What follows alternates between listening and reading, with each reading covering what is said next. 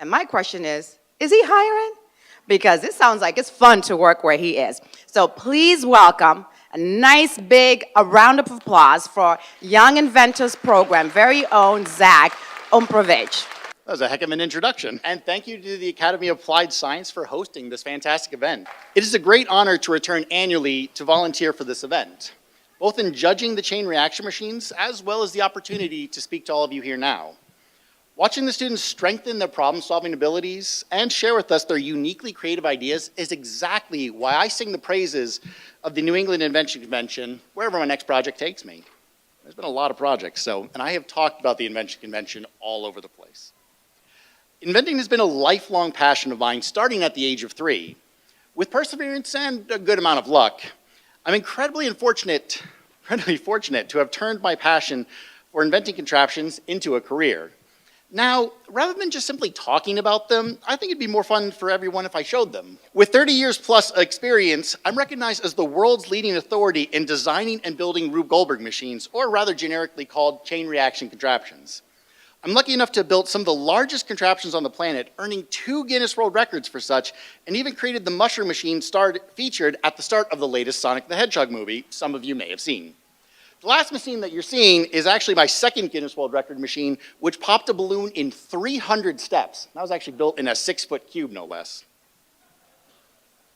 With the success from Rube Goldberg contraptions, I was able to acquire the production company behind the famous OK Go music videos, Zin Labs. At Zin Labs, we're a collaborative of the world's top kinetic artists, engineers, and designers who combine art with technology to create video and film production projects that promote interaction, inspiration, and amazement.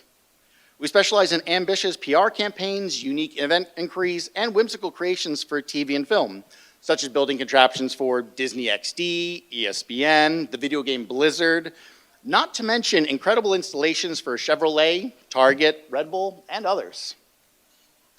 Love the Red Bull project. They still send me Red Bull every month. Gearing towards inspiring future inventors, I've recently just completed a STEM-approved comprehensive guide to building Rube Goldberg machines or chain reactions at home. Written in partnership with Rube Goldberg's granddaughter herself, this book breaks down how to build a variety of machines that solve simple problems in complex ways. Progressing in difficulty with each chapter, kids and builders of all ages will learn how to construct super simple machines that can fit on a tabletop to hard ones that take up entire rooms or even fill your backyard. Learn how to start chain reactions that turn off the lights, dunk French fries, make sandwiches, or help sweep up the floor. They're not all food related. One step at a time. This book is filled with famous quotes from Rube Goldberg, jokes, fun facts, tips and tricks to make building as successful as possible. And best of all, I personally designed and built every single one of these, as you can see with the sweep the floor. Now, did you have any idea these types of inventions were on TV? Well, now you do. Contraption Masters is now airing on the Discovery Channel, and it's a reality-based competition show challenging 8 teams to build 45-foot-long contraptions in only 3 days' time. Challenges include such things as figuring out a way to turn on a kettle while still on the toilet, water the plants in the garden while watching TV, and making your bed without leaving the bathtub. Created and judged by yours truly and co-hosted by Top Gear star Richard Hammond, the show was an absolute blast to film and a project that was in the works for over 10 years.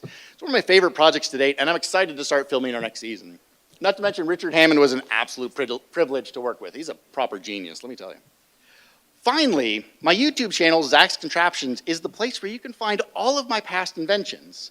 One of my latest projects was for Lay's potato chips, where they asked me to build the world's largest potato battery to power an entire recording studio using nothing but potatoes. Certainly a challenge, but that invention did earn me my 3rd Guinness World Record, so pretty cool there, right? On my channel, you can find all sorts of inventing-related items, such as invention testing videos, construction time lapses, compilation of my favorite inventions, bloopers from my failed experiments, lots of bloopers, walkthrough videos explaining my contraptions, including from the upcoming book, and of course, some of my latest creations. With it though, that all sounds amazing, right? Every project sounds really, really cool, right? And what am I doing? Well, am I just sitting here talking to you about all my successes? Am I just sitting up here to brag? A little bit. But behind each of my successes lies a mountain of failure. Let's see if the clicker works. Click, click. There you go. Behind each of my areas of success lies a mountain of failure I had to endure. On average, one single project out of 20 will turn out successfully. 1 out of 20, that's a 5% success rate or 95% failure.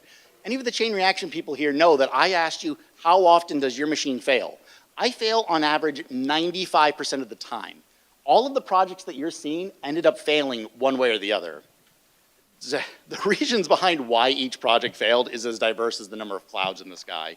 But for one reason or another, every project you see listed did end in failure. While success gives us a reason to celebrate, failure gives us a reason to learn. Failure can be a valuable tool for achieving success because it provides us with opportunities to learn and grow from our mistakes. When we experience failure, we are forced to evaluate our actions and decisions and identify areas where we can improve. The process of self-reflection can help us to better understand ourselves and our goals and lead to the development of new strategies and approaches that can ultimately lead to success. Failure also builds resilience and perseverance, which are essential qualities for achieving success. When we experience setbacks and obstacles, we are forced to develop resilience, which is the ability to bounce back from difficult situations. This resilience can help us to stay motivated and focused on our goals, even when we face challenges and setbacks. Like I mentioned, 95% of my work is setbacks and challenges. On any given project, even the ones that do work, I may fail anywhere from 100 to over 1,000 times. And for some, that might sound incredibly stressful, and to be honest, it can be. But the knowledge I gain solving each problem helps grow my skill set, allowing me to reach new milestones for each contraption that I build. Click. I just gave up on the clicker. Plus, all these failures make excellent clips for my blooper videos. The word fail can be substituted for the acronym First Attempt in Learning. Has anyone heard that before? Yeah, I hope so. Well, for those of you wishing to be inventors beyond this event, I want you to keep the acronym FAIL firmly planted in the back of your head because, well, for us inventors, it may not just be the first attempt, but it could end up being your 5th attempt, your 50th attempt, your 500th attempt, or if you're like myself or Thomas Edison, it could even be your 5,000th attempt in learning before you finally achieve success. While my successes give me a reason to celebrate, my continued failures are the reason I continue to learn and grow. With that, I want to wish all of you the very best of luck in all of your future failures, and of course, your eventual success. Thank you.